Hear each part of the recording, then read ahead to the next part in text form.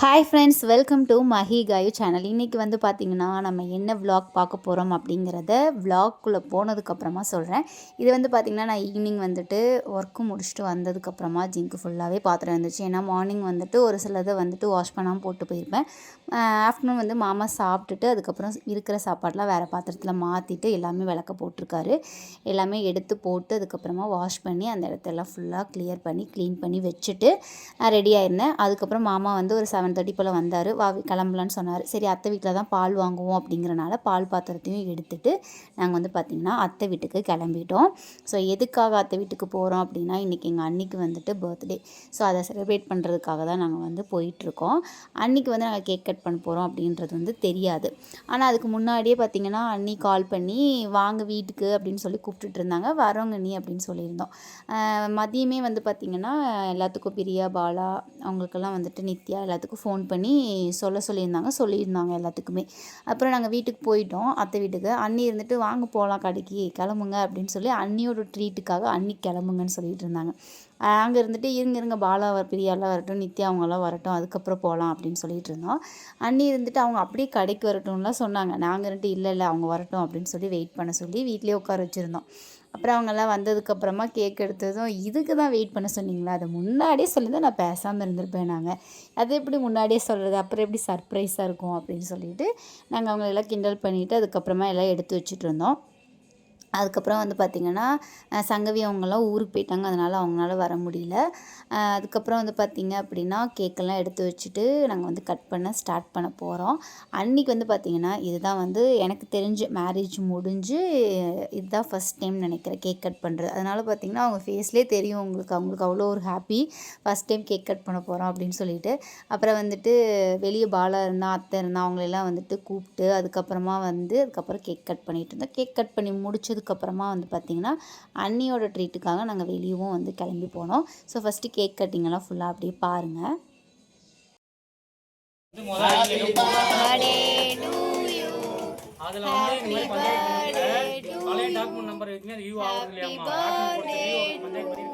என்ன சொல்லுவீங்க?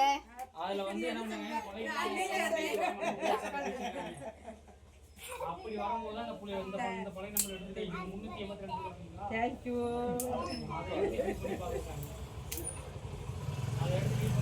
அத எடுத்து இதான் உங்களுக்கு வரும். பாத்துறலாம் முடிச்சிடலாம். டோரா இல்லையா? வரல மாட்டேன்னுச்சா? டமா மாமா டோரா ஊருக்கு போயிச்சா? இருமா ரெக்கார்ட் பண்ணி அத்தை எடுத்துட்டு இருக்காங்க. வீடியோ தான் நான் எடுக்கிறேன். போட்டோ எடுப்பேன்.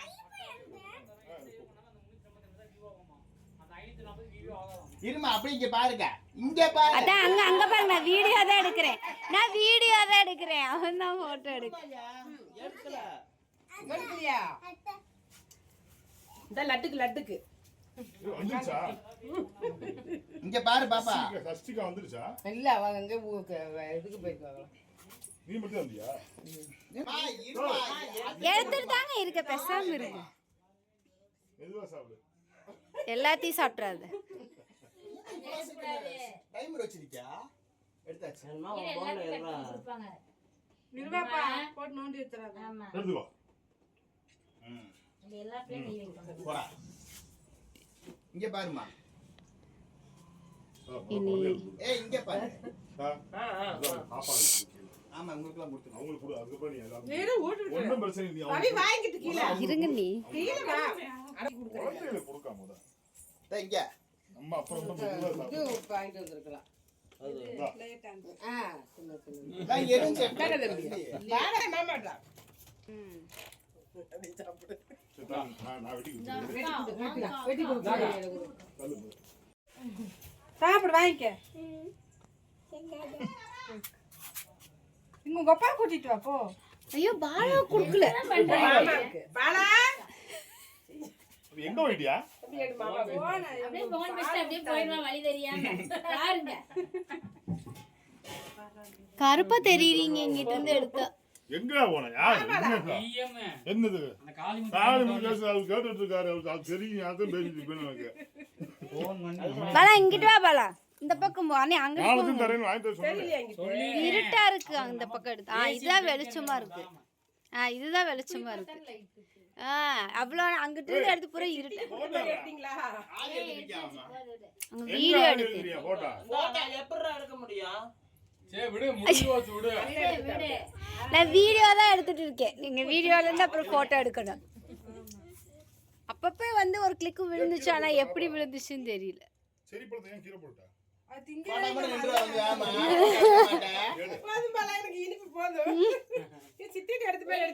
நீ கொடுங்க நீ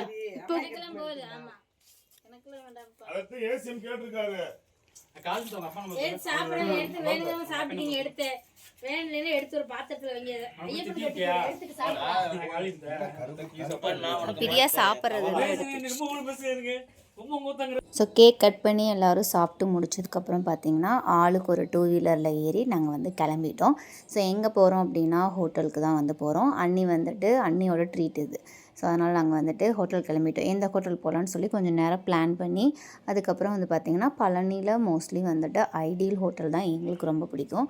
அது வந்து ரயில்வே ஃபீடர் ரூட்லேயும் ஒரு ஐடியல் இருக்குது. இங்கே வந்து கேஎஃப்சி பக்கத்துலேயும் ஒரு ஐடியல் ஹோட்டல் வந்துட்டு ஓப்பன் பண்ணியிருக்காங்க. இது வந்து ஓப்பன் பண்ணி ஒரு 5-6 மந்த்துக்கு மேலேயே இருக்கும்னு நினைக்கிறேன். ஸோ இங்கே வந்து கொஞ்சம் கூட்டம் கம்மியாக இருக்கும்னு சொல்லிட்டு இங்கே போகலான்னு சொல்லி நாங்கள் வந்துட்டோம்.